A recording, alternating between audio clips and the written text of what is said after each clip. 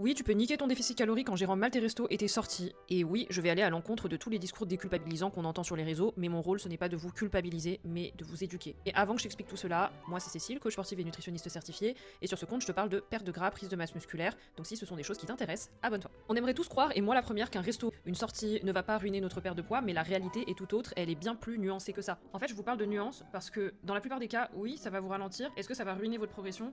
Pas forcément. Mais il y a plusieurs facteurs qui rentrent en compte. Déjà, la magnitude de votre déficit. Est-ce que votre déficit il est agressif ou est-ce qu'il est plutôt modéré? S'il est plutôt modéré, en fait, le moindre hors plan va faire que vous allez plus facilement surcompenser votre déficit calorique, même avec un resto par exemple. Et ensuite, il y a aussi la question de la fréquence à laquelle vous faites vos repas libres et également qu'est-ce que vous mangez. Est-ce que vous allez manger beaucoup de calories au point de surcompenser encore une fois votre déficit que vous avez creusé durant la semaine, ou est-ce que ça va être relativement raisonnable? Est-ce que vous avez fait des adaptations autour de votre repas libre pour potentiellement vous créer une enveloppe de calories supplémentaires pour votre restaurant? Après, je sais que je vais me faire des ennemis là parce que ça fait vraiment micromanagement des calories, mais c'est réel, c'est juste mathématique en fait. Disons que du lundi au samedi, vous respectez un déficit de 150 kilocalories quotidien. Le dimanche, vous faites un resto et vous êtes en surplus par rapport à votre maintenance de 600 calories. Le bilan de la semaine, c'est les moins 900 kilocales de votre déficit, plus les 600 kilocalories de surplus sur la journée du dimanche, et ça vous fait du coup moins 300 kilocales. Donc vous êtes bien en déficit, mais c'est un déficit genre vraiment léger pour un déficit hebdomadaire. Imaginons cette fois que votre journée du dimanche, elle vous met en surplus de 1200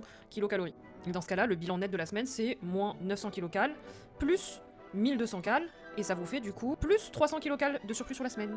Alors que vous aurez eu l'impression de faire des efforts pendant les 6 premiers jours de la semaine. Et ça aurait été des efforts réels au final. Y a pas de problème si vous acceptez d'être ralenti dans vos objectifs, c'est une question d'intention, de priorité au moment T. Parfois le déficit calorique va plus bas dans la hiérarchie des priorités, parfois il s'agit juste de profiter au final. Je voulais juste apporter des lumières pour les personnes qui ne comprennent pas pourquoi elles n'arrivent pas à perdre du poids alors qu'elles se restreignent en semaine. C'est ce que vous faites le week-end ou pendant vos repas libres. Et idem, en fait, si vous avez beaucoup de repas libres, beaucoup de repas au restaurant durant la semaine, moi je vous conseille vraiment d'essayer d'adapter au maximum pendant le repas ou autour du repas, faire un peu un mix de ces deux stratégies. Lien en bio pour remplir mon formulaire de coaching si tu es en galère dans ta perte de poids. Je te dis à la prochaine. Bisous!